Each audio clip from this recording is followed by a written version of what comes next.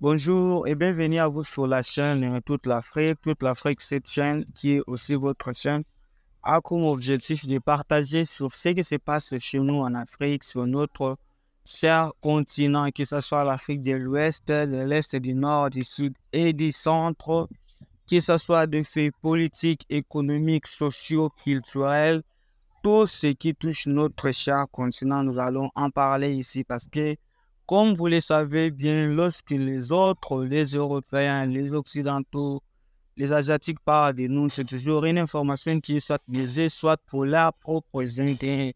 Alors, il est temps que nous, Africains, puissions nous réapproprier tout ce qui a trait à notre continent, que l'histoire de l'Afrique soit racontée par les Africains et que nous puissions nous réapproprier l'avenir de notre cher continent. Let's go!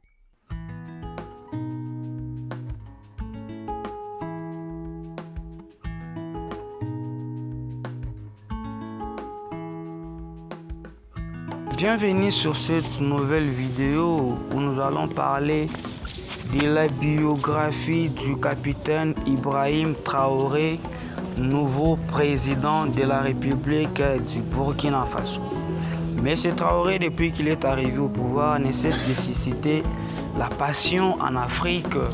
Beaucoup de gens en Afrique le considèrent comme un véritable africaniste, un héritier naturel de Thomas Sankara et de Lumumba par ses déclarations salites anti-occidentales et surtout ses initiatives très nationalistes et patriotiques. Alors beaucoup se demandent comment il est né, où est-ce qu'il est né, comment il a grandi, quelles études il a fait, comment a progressé sa carrière militaire et comment est-il devenu le président du Burkina Faso.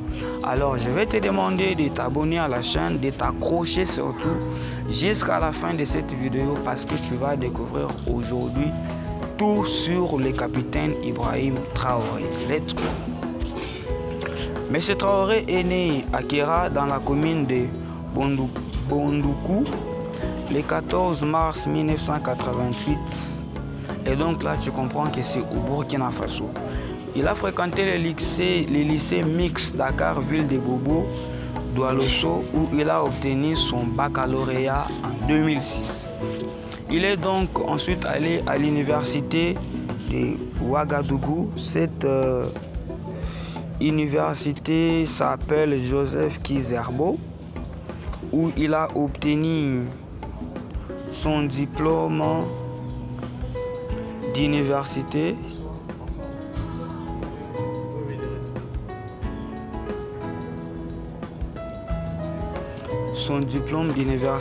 en géologie. Voilà, donc excusez-moi pour le retard. Il obtient son diplôme d'université en géologie.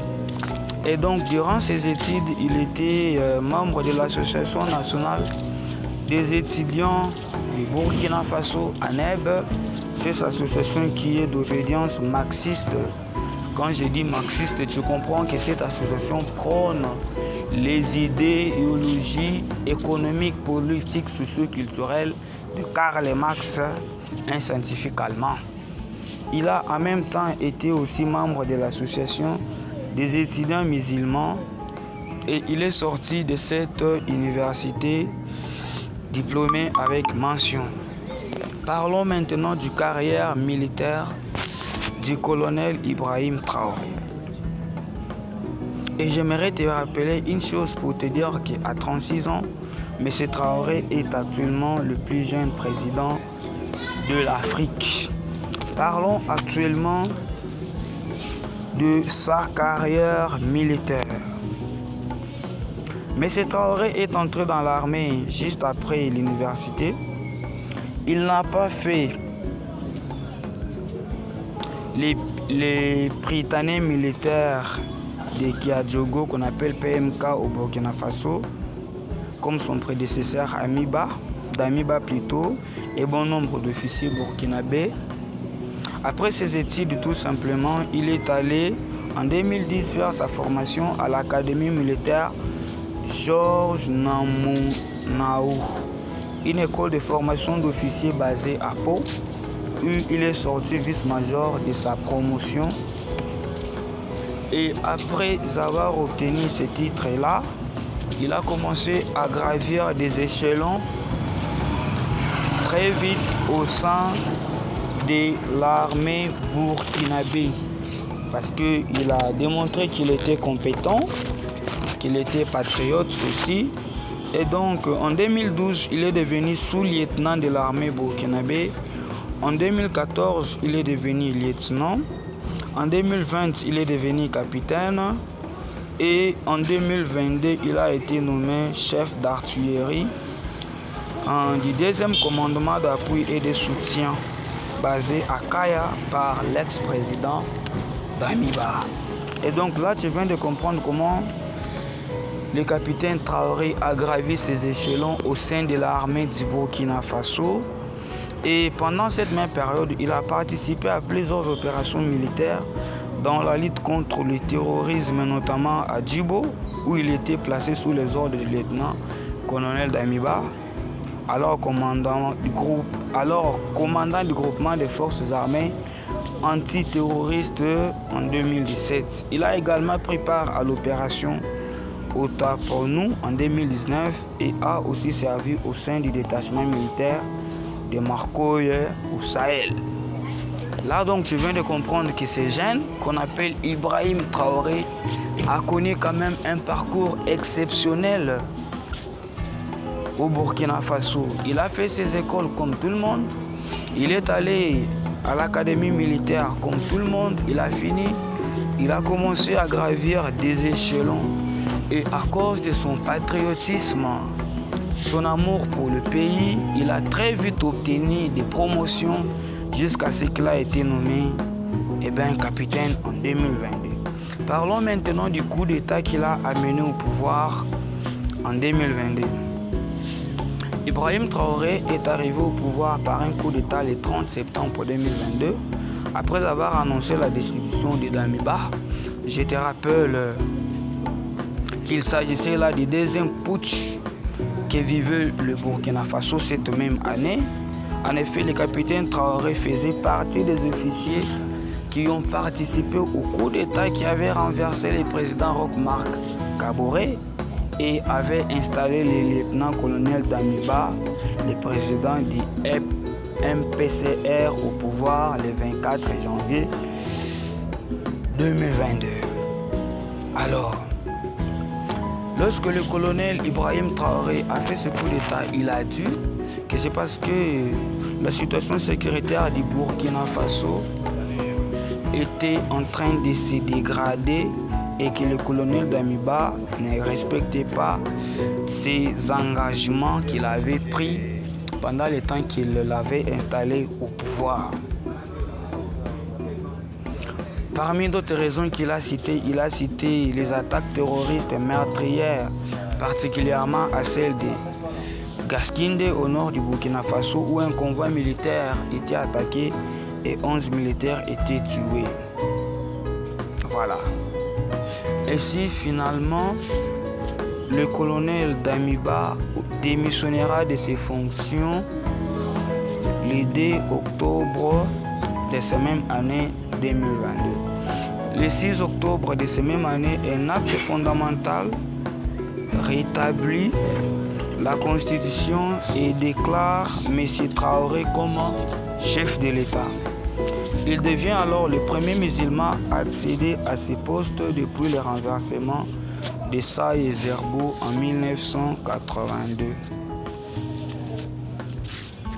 Ainsi donc, au tout début, M.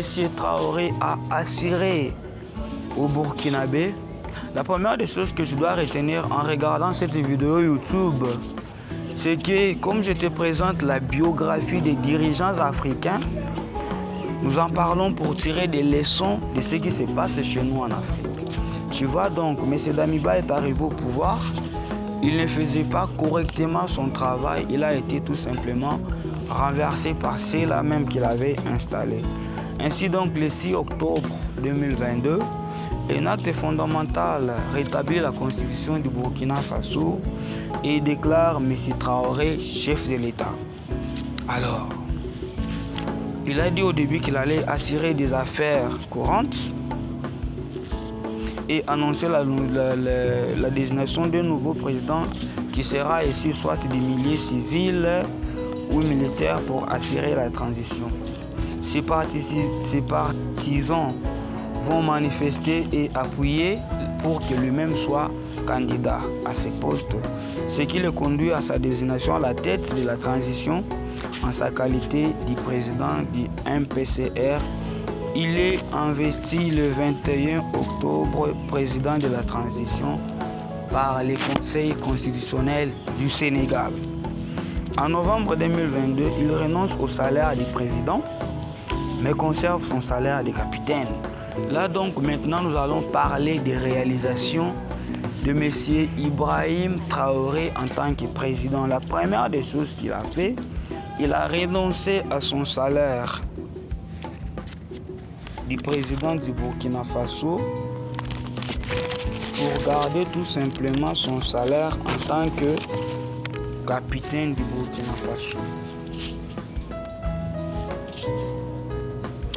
Le 3 février 2023, donc, il annonce des grandes offensives contre le terrorisme au Burkina Faso, ce qui va lui valoir un grand soutien populaire.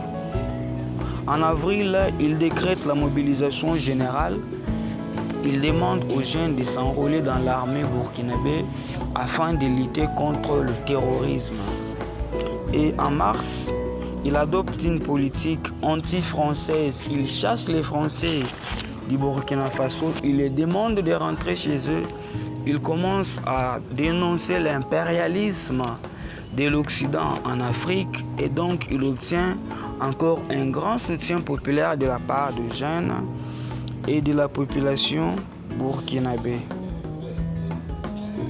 Lorsque les Français sont partis, il a signé de nouveaux partenariats avec d'autres pays comme la Russie et donc le groupe Wagner est venu pour l'épauler là même au Burkina Faso. Il a signé un partenariat avec la Turquie qui lui fournit des drones. Il a signé un partenariat avec la Corée du Nord qui les ravitaille en armement. Ainsi donc, la mobilisation populaire pour l'armée a été très grande. On a vu au Burkina Faso 3000 nouveaux militaires qui ont rejoint l'armée pour aller combattre au front, ainsi que 50 000 nouveaux jeunes enrôlés comme volontaires dans l'armée pour aller combattre au front.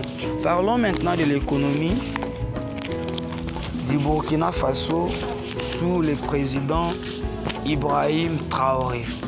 Vous savez que lorsqu'il est arrivé au pouvoir, le pays a écopé de plusieurs sanctions économiques émanant surtout de la CEDEAO. La CEDEAO ne soutient pas de coup d'État et donc le pays a été tout simplement exclu du marché commun avec d'autres pays qui ont connu les coups d'État comme le Niger, le Mali et les autres. Alors l'économie burkinabé en a fait les frais. Sans ce marché économique-là pour sortir les produits du pays, le pays a commencé à en pâtir. Pour arriver à pallier à ces problèmes, le colonel Ibrahim Traoré a tout simplement augmenté les taxes au pays. Il a augmenté les taxes, mais aussi il a ouvert l'espace économique burkinabé à des pays voisins, à des pays de l'Afrique là-bas, de l'Ouest, comme le Niger et le Mali, avec qui ils forment d'ailleurs une alliance militaire qu'on appelle AES. Cette alliance-là qui travaille aujourd'hui pour combattre le terrorisme dans ces trois pays-là. Et donc là, tu viens de comprendre comment il est arrivé au pouvoir, comment il a étudié, comment il a évolué et voir même comment il a fait pour contourner les sanctions économiques. Parlons maintenant de ce qu'il fait, qui fait en sorte qu'il soit le plus aimé en Afrique, son africanisme. Le colonel, plutôt le capitaine Traoré, est un africaniste confirmé, dans ce sens qu'il soutient tout le temps des thèses panafricaines, jadis soutenues par Lumumba et Sankara. Il est contre l'impérialisme occidental en Afrique, qu'il dénonce toujours. Et depuis qu'il est au pouvoir, il n'a pas cessé de répéter, d'éveiller la conscience de la population pour se prendre en charge, et il lutte constamment contre l'élite corrompue de son pays qui ont ruiné notre chère terre africaine du Burkina Faso. Et donc, il est très aimé en Afrique parce que c'est un jeune qui est courageux, qui a chassé les Français, qui parle ouvertement contre l'Occident, qui s'est réapproprié son pays et qui l'organise à sa manière. Ce qui a même fait en sorte que lorsqu'il y a eu un coup d'État contre lui en septembre 2023, la population burkinabé s'est levée en masse pour les soutenir et s'opposer à ce qu'ils partent. Maintenant, tu as tout compris sur le colonel Ibrahim Traoré. Laisse-moi un commentaire. S'il y a des choses que je n'ai pas compris, je vais encore t'éclairer. Abonne-toi, like et commente. Let's go.